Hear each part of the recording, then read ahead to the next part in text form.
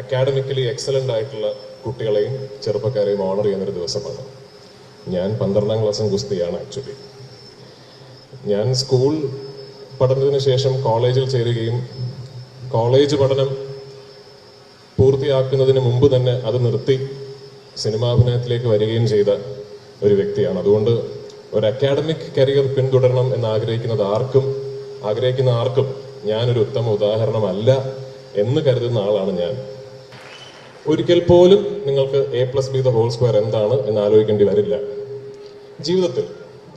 അപ്പൊ അങ്ങനെ നോക്കുമ്പോൾ എന്തിനാണ് ഈ പരീക്ഷ എന്നൊരു ചോദ്യം വളരെ പ്രസക്തമായി നമുക്ക് മുമ്പിലുണ്ട്.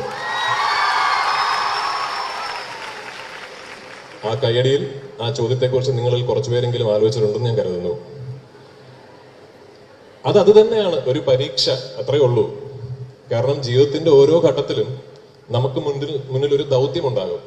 ഇപ്പൊ എനിക്ക് മുന്നിലുള്ള ഇപ്പോഴത്തെ ദൗത്യം, ഞാൻ ഇപ്പൊ അഭിനയിക്കുന്ന സിനിമയിൽ നന്നായി അഭിനയിക്കുക, അതിന്റെ ഓരോ ദിവസവും അതിന്റെ ഓരോ സീനും നന്നായി പഠിച്ച് സംവിധായകൻ പറയുന്നത് പോലെ അത് കേട്ട് അതിന്റെ പൂർണ്ണ ഗ്രാഹ്യം വരുത്തി അത് നന്നായി ചെയ്യുക എന്നുള്ളതാണ് എൻ്റെ മുന്നിലെ ദൗത്യം. നിങ്ങളുടെ ജീവിതത്തിൽ ഈ ഘട്ടത്തിലെ ദൗത്യം എന്തായിരുന്നു എന്ന് ചോദിച്ചാൽ, നിങ്ങൾക്ക് പ്രൊവൈഡ് ചെയ്തിരിക്കുന്ന അക്കാഡമിക് മെറ്റീരിയൽ നന്നായി പഠിച്ച് അതിൽ നിങ്ങളുടെ പ്രൊഫിഷ്യൻസി നിങ്ങൾ പ്രൂവ് ചെയ്യുക എന്നുള്ളതാണ് നിങ്ങൾക്ക് കിട്ടിയ ദൗത്യം. ആ ദൗത്യത്തിനോട് കാണിച്ച പ്രതിബദ്ധത, അതിനോട് കാണിച്ച കമ്മിറ്റ്മെന്റ്, അതിന് നിങ്ങൾക്ക് കിട്ടുന്ന ഒരു അംഗീകാരമാണ് ഈ A+ഉം റാങ്കും മാർക്കും എല്ലാം.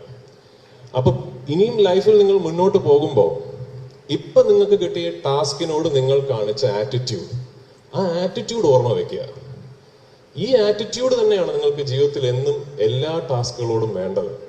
അത് നാളെ ഒരു ജോലിയാണെങ്കിലും ഒരു കുടുംബജീവിതമാണെങ്കിലും സാമൂഹിക പ്രതിബദ്ധതയുള്ള ഒരു കടമ നമ്മൾ നിറവേറ്റേണ്ട ഒരു സാഹചര്യമാണെങ്കിലും ഇന്ന് നിങ്ങൾ ഈ പരീക്ഷയിൽ നന്നായി മാർക്ക് വാങ്ങിക്കാൻ കാണിച്ച ആറ്റിറ്റ്യൂഡ് അത് കൈവിടാതെ സൂക്ഷിക്കുക. അതാണ് ഇന്നത്തെ ദിവസം നിങ്ങൾ ഓർക്കേണ്ട ഏറ്റവും വലിയ പാഠം എന്ന് ഞാൻ വിശ്വസിക്കുന്നു. നമ്മുടെ വിദ്യാഭ്യാസ ചട്ടങ്ങൾക്ക് എനിക്ക് തോന്നുന്നു കാലഹരണപ്പെട്ടു പോയ കുറെ സ്റ്റാറ്റ്യൂറ്റുകൾ ഇന്നും അതിൽ നിലനിൽക്കുന്നുണ്ട്, അല്ലേ? നമ്മളിന്ന് സ്കൂളിൽ പഠിക്കുന്ന കുട്ടികളോട് ചോദിച്ചാൽ അവർക്ക് മുന്നിൽ നമ്മുടെ അക്കാഡമിക് സിസ്റ്റം പ്രസന്റ് ചെയ്യുന്ന കരിയർ ഓപ്ഷൻസ് വളരെ ലിമിറ്റഡ് ആണ്. എഞ്ചിനീയർ ആകാം, ഡോക്ടർ ആകാം, CA ആകാം, അങ്ങനെ ഒരു സ്പെക്ട്രം ഓഫ് ചോയ്സസ് ഉണ്ട്. പക്ഷെ ഇന്നത്തെ കാലം അതല്ല. കാലവും സമയവും മാറി. ഇവിടെ ഈ ഒരു വെള്ള ഡ്രോൺ ഇങ്ങനെ പറക്കുന്നത് നിങ്ങൾ കണ്ടിട്ടുണ്ടാവും. അത് പറപ്പിക്കുന്ന ചെറുപ്പക്കാരൻ ഇവിടെ കാണും, അല്ലേ? അയാൾക്കത് പറപ്പിക്കാൻ ഒരു ദിവസം 10 മുതൽ 20,000 രൂപ വരെ കിട്ടും.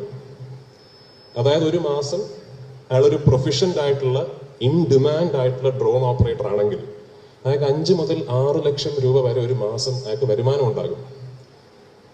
ആ ശമ്പളം ഒരു MP-ക്കോ കളക്ടർക്കോ ഇല്ലാന്ന് ഓർക്കണം. അപ്പൊ അതുകൊണ്ട് തന്നെ ഇന്ന് കുട്ടികൾക്ക് മുന്നിലുള്ള കരിയർ ഓപ്ഷൻസ് എത്രത്തോളം വിപുലമാണ് എന്നതിനെ കുറിച്ച് രക്ഷകർത്താക്കൾ ബോധവാന്മാർ ആവേണ്ട ഒരു കാലഘട്ടമാണ്.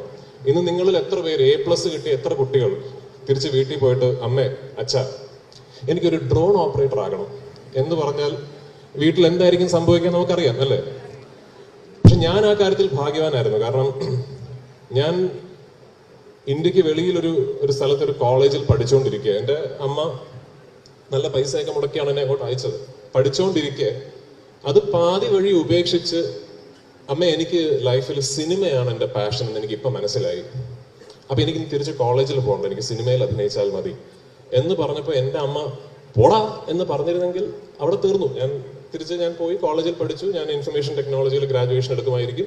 അങ്ങനെ ഒരു ലൈഫ് ആയിരുന്നേനെ. പക്ഷെ അന്ന് എൻ്റെ അമ്മ എന്നോട് പറഞ്ഞത്, നിനക്കതാണ് പാഷനെങ്കിൽ, നീ ഇതാണ് ഇനിയും ലൈഫിൽ എൻജോയ് ചെയ്യും എന്ന് നിനക്ക് ഉറപ്പുണ്ടെങ്കിൽ അത് വിട്ടേക്കുക. 2 വർഷം നീ കോളേജിൽ പഠിച്ചു പോയോ, അതെന്ത് ചെയ്യും, ആ ചിന്തയൊക്കെ വിട്ടേക്കുക, പെർസ്യൂ യുവർ പാഷൻ എന്നാണ് എന്നോട് പറഞ്ഞത്. നിങ്ങൾക്ക് എല്ലാവർക്കും അതുപോലെയുള്ള മഗ്നാനോസ് ആയ രക്ഷകർത്താക്കൾ ഉണ്ടാകട്ടെ എന്ന് ഞാൻ വിശ്വസിക്കുന്നു. ഇന്ന് ഇവിടെ ഇല്ലാത്ത കുട്ടികളോടൊരു സന്ദേശം എനിക്ക് പറയാനുണ്ട്. A+ കിട്ടാത്ത, റാങ്ക് കിട്ടാത്ത, ഈ അംഗീകാരത്തിന് അർഹമാകാത്ത കുട്ടികൾ, നിങ്ങളുടെ ഏറ്റവും വലിയ പ്രചോദനം ഈ ദിവസം തന്നെയാണ്. കാരണം ഈ A+ഉം റാങ്കും സർട്ടിഫിക്കറ്റും കിട്ടിയ കുട്ടികളെ ഓണർ ചെയ്യാൻ മുഖ്യാതിഥിയായി എത്തിയത് ഒരു 12ാം ക്ലാസ് ഗുസ്തിക്കാരനുമാണ്. അപ്പോ ഈ സന്തോഷവേളയിൽ ഈ അംഗീകാരത്തിന്റെ പൂർണ്ണ നിറവേറ്റ് വാങ്ങുന്നതിനോടൊപ്പം തന്നെ ജീവിതം ഒരു സർട്ടിഫിക്കറ്റോ ഒരു ഗ്രേഡോ ഒരു റാങ്കോ അല്ല. എന്ന തിരിച്ചറിവ് കയ്യിൽ സൂക്ഷിച്ച് ഇനി മുന്നോട്ട് ഇതിലും വലിയ മിടുക്കന്മാരും മിടുക്കികളുമായി ജീവിതത്തെ ഫേസ് ചെയ്യാൻ കഴിയട്ടെ എന്ന് ആശംസിച്ചുകൊണ്ട് എൻ്റെ വാക്കുകൾ നിർത്തുന്നു. നന്ദി.